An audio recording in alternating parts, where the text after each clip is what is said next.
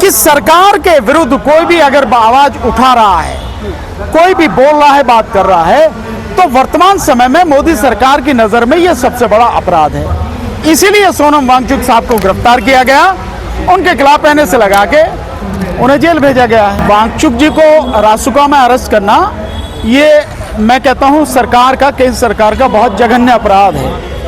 आप किसको गिरफ्तार कर रहे हैं? उस व्यक्ति का कसूर क्या है?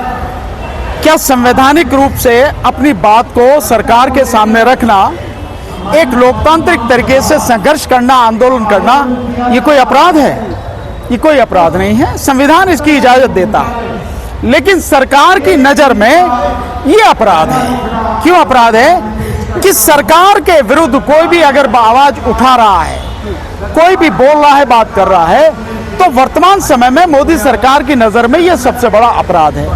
इसीलिए सोनम वांगचुक साहब को गिरफ्तार किया गया, उनके खिलाफ एनए से लगा के उन्हें जेल भेजा गया है। लेकिन आरोप है कि वो सुलगा रहे थे लद्दाख को पिछले कई महीने से। लद्दाख को क्यों सुलगा रहे थे?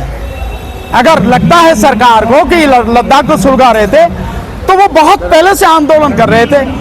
उनका आंदोलन क्या है? उनका आंदोलन है कि लद्दाख को आप स्वायत्तता दीजिए, लद्दाख को आप संविधान की 6ठी अनुसूची में रखकर उसके हिसाब से उसके प्रति व्यवहार करिए, वो सारी सुविधाएं दीजिए और उनकी बात सुनिए। बाहरी लोगों का जो अतिक्रमण है वो उसको रोकना चाहते हैं। जो चीन ने कब्जा किया हुआ है उसके विषय में वो लगातार केंद्र सरकार को आगाह कर रहे हैं। तो ये कौन सा अपराध है? ये तो कोई अपराध नहीं है, ये तो सरकार की ड्यूटी है ना।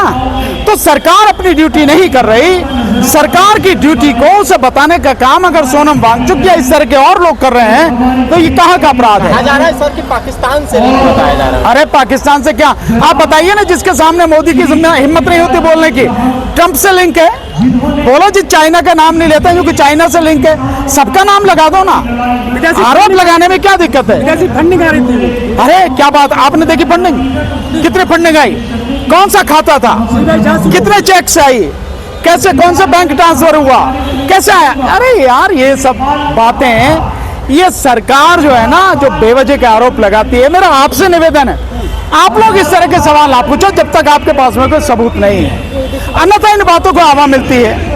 आपको हो सकता है इससे जो है कुछ अच्छा लगता हो, सुविधा मिलती हो आपको, आपका वीडियो बढ़िया चलता हो, लेकिन इससे माहौल ठीक नहीं होता। एफसीआरए को रद्द कर दिया गया है ना। क्या कहा? एफसीआरए रद्द कर, वो कुछ भी रद्द कर दो, सरकार के हाथ में है। सरकार के हाथ में है, वो जो चाहे रद्द कर सकती है, जिस भी चीज को चाहे बंद कर सकती है, जिसको चाहे झूठी एफआईआर करा सकती है, जिसको चाहे अरेस्ट कर सकती है, जेल में डाल सकती है। सरकार के हाथ में है आज की तारीख में सब कुछ। लेकिन उन्होंने बीजेपी कार्यालय को निशाना बनाया था, यह बड़ी बात है। किसने बनाया था? सोनम वांगचुक ने। भीड़ नहीं, तो भीड़ का तो कोई चेहरा नहीं होता। ये तो इन्वेस्टिगेशन का मसला है। क्या इन्वेस्टिगेशन हो गई? नहीं हुई इन्वेस्टिगेशन, तो इन्वेस्टिगेशन होने दीजिए। इन्वेस्टिगेशन में जो इस बात के लिए दोषी हों, आप उनकी बात कीजिए। अगर आप ये कह रहे हैं कि भाई यहाँ पे जो है उन्हें भीड़ को उकसाया था या भीड़ ने ये लगाया था, तो मुझे ये बताइए कि भीड़ पे लाठी कितने चलाई बेवजह? वो जो 5 बच्चे मारे गए हैं, 4-5 बच्चे जो मारने की खबर आ रही है, मुझे एग्जैक्ट नहीं मालूम है क्या है, वो क्यों हुआ, कैसे हुआ, कौन है उसके लिए दोषी? ये पूरा जो घटनाक्रम है, इस घटनाक्रम की एफआईआर करके प्रॉपर तरीके से इन्वेस्टिगेशन कीजिए और जो भी जिस बात के लिए जिम्मेदार है उसके खिलाफ कार्रवाई कीजिए। ये तरीका है। युवा जो भड़काया, इसके पीछे क्या लॉजिक मानते हैं सर? नहीं, किसने भड़काया? ये आप तो जबरदस्ती कह रहे हो कि भड़काया। आपने देखा सोनम वांगचुक ने भड़काया? मैंने जो सोनम वांगचुक का स्टेटमेंट सुना है उसमें उन्होंने कहा है कि हम किसी भी तरह से हिंसा के पक्ष में नहीं हैं। हमने अपने साथियों से कह रखा कि किसी भी तरह की हिंसा नहीं करेंगे। उन्होंने कोई हिंसा नहीं की है, वो संवैधानिक तरीके से आंदोलन कर रहे हैं। हिंदू राष्ट्र बोली, तो जो लोग कह रहे हैं वो इस बात के सबूत दें कि जो वहां से शुरू थी वो आग लगती लगती वहां तक पहुंची। जैसे किसी जंगल में आग लग जाती है, आग यहाँ लगी भैया, जलते जलते देखो वहां तक पहुंच गई। वो सबूत है इस बात का? है कोई कह रहा है? सबूत किसी का बात नहीं है, कहना कुछ नहीं है। मोदी जी कहते हैं युवा हमारे साथ है। अरे तो ये विवाद कौन कर रहा है? मोदी जी भाई, युवा उनके साथ में है और मोदी जी कह रहे युवा ने आग लगाई है, तो मोदी जी ने आग लगवाई, इसका मतलब तो यही है। भाई अगर युवा उनके साथ में है और युवाओं ने भड़क के आग लगाई है तो वो तो फिर मोदी जी के साथ में, तो आग तो मोदी जी ने लगवाई, फिर इसका मतलब आज किसान आ गए हैं दिल्ली में, हरियाणा से सर कह रहे हैं कि हमारे सत्यपाल मलिक जी को सम्मान नहीं दिए थे मोदी सरकार। आपने देखा क्या सत्यपाल मलिक साहब को सम्मान दिया सरकार ने? सत्यपाल मलिक साहब कम से कम जो राजकीय सम्मान है उसके तो हकदार थे ही ना थे। गवर्नर रहे, मिनिस्टर रहे, तो वो हकदार थे उसके। सरकार ने वो भी नहीं दिया, वो भी नहीं किया जो उसकी ड्यूटी थी।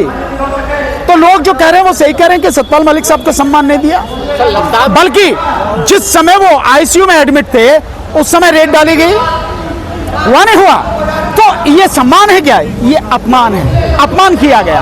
और किसी को भी अपमान करने का और किसी बेगुनाह व्यक्ति का कोई हक नहीं है। सर राहुल गांधी का जिस तरीके से जेएनयू को लेकर कहना है कि सड़कों पर उतर के क्या जेएनजी कही राहुल गांधी ने?